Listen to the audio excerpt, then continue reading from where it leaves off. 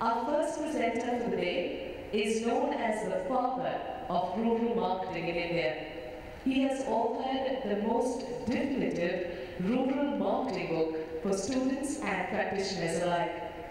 He has been marketing advisor to Ministry of Rural Development and has served on Prime Minister Office and Chief Minister's Committees on Rural Development.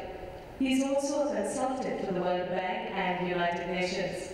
In 1993, he started his own organization, which has emerged as India's leading rural consultancy organization. Ladies and gentlemen, please welcome on stage our first speaker for today, founder of MART, Mr. Pradeep Kashyap. A warm welcome, sir.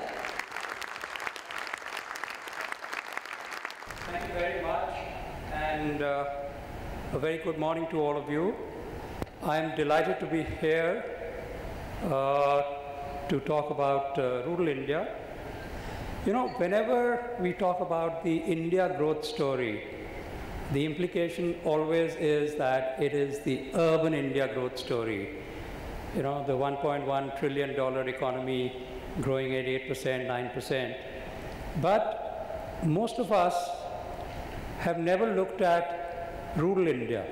And this visual actually to me depicts urban India as the outer layer, and that's what most of us see, and we don't see the treasure inside, which is rural India, and that's really the bullseye. If you can hit the bullseye, you can actually see a lot of rewards for yourself. I'll just quickly give you some facts so that we can set the context. You know, India lives in its villages, 70% people in about 600 and odd thousand villages, which is more than 500,000 villages, some with populations even as small as 200, going up to about 5,000. Lo and behold, they account for already 60%. Lo and behold, they account for already 60% of consumer goods sales. So it is the single largest market in India. It is much bigger than the urban market in terms of consumption. Even if you look at durables, this is just a representative example of television sets, but you can take category after category. Now the growth is really coming from the rural sector. If I were to take just consumer goods for last year, the growth in rural India was 3 times higher than the growth in urban India. It was a solid 21% against only 7% in rural. Similarly, with the rapid improvement in the road infrastructure in rural India, the number of two-wheelers that are selling today in rural India has gone up sharply. If you talk to Hero Honda,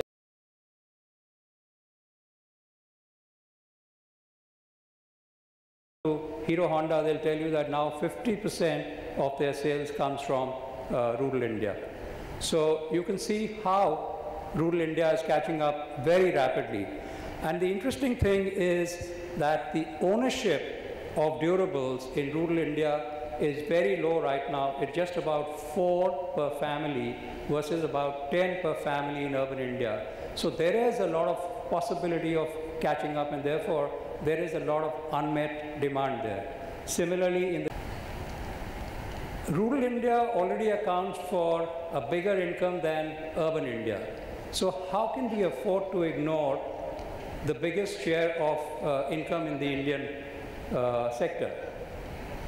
And it accounts to the marketeer. It's, I think, more important to look at the expenditure. It accounts for a much higher proportion of the expenditure. The reason being that income levels are much lower in rural India, and therefore the potential to save is much less, and they end up spending much more. And the savings rate is much lower compared to urban, which is about 40%, and here it's only about 30-odd%.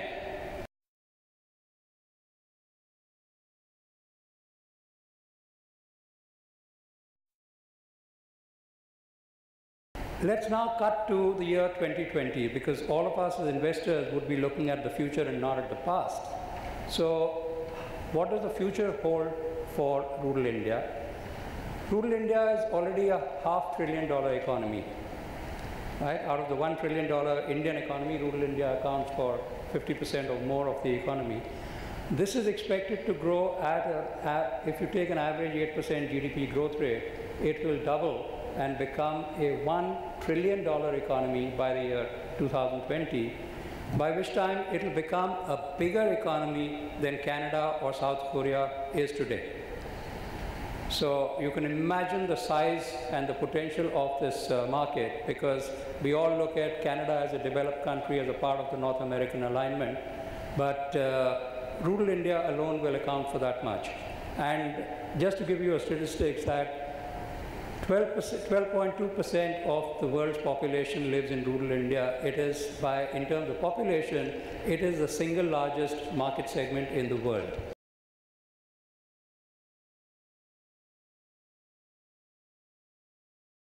"65% of Indians will continue to live in villages even in the year 2020. So as Mahatma Gandhi said many years back that India lives in its villages, I say today that India will continue to live in its villages.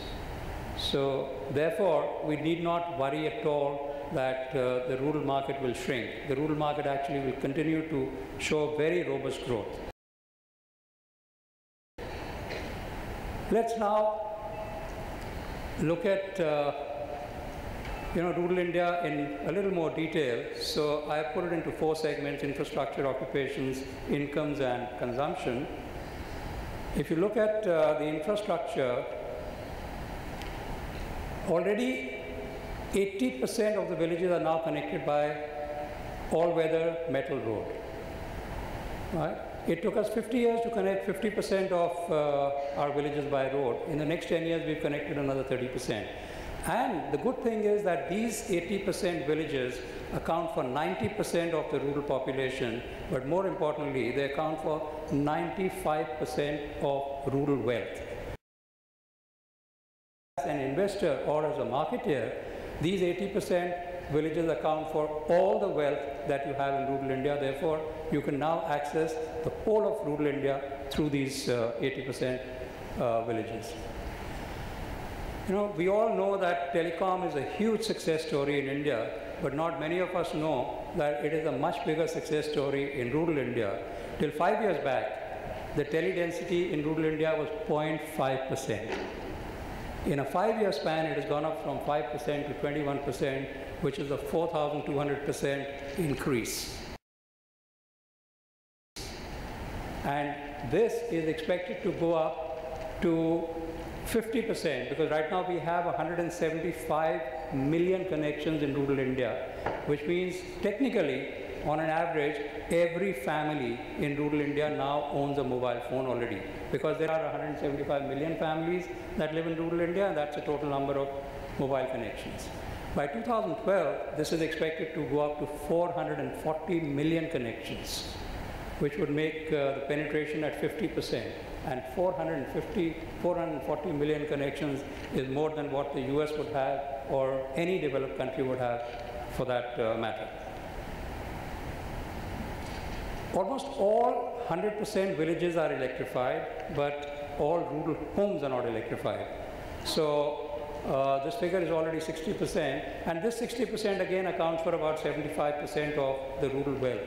So even when we are talking about the sale of durables, and the concern is that there is no electric connection, the fact of the matter is that these 60% of homes are in the larger villages, and they account for 75% of wealth. So therefore, the purchasing power is really with these 60%. Rural literacy has been going up much faster than urban. If I take between the 91 and 2001 census, then rural literacy went up by 30%, whereas urban literacy went up only by 10%. And that's happened between 2001 and 2010 again now.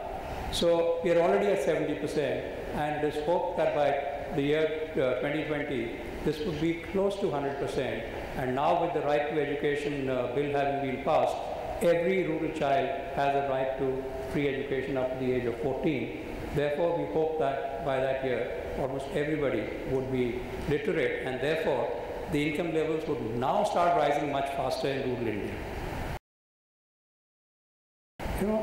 The number of Kisan credit cards that have been issued through NABARD and the nationalized banks is more than all the credit and debit cards that you and I hold in urban India, throughout urban India. And these credit cards are a line of credit to the farmer, not only for his input purchases for agriculture, but 20% of the loan limit can be used to buy any non-agri input.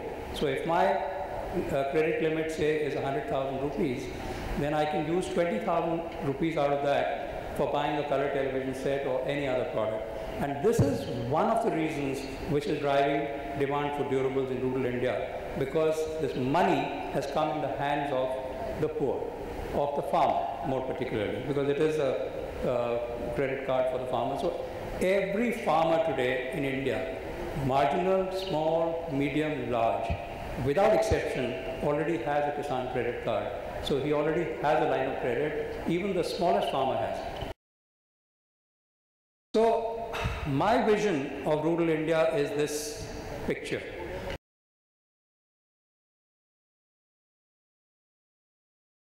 On the left side, left of my left, it shows the old rural India, an old woman who's, selling goods by using local weighing stuff, and people going around in bullock carts and people doing manual agriculture.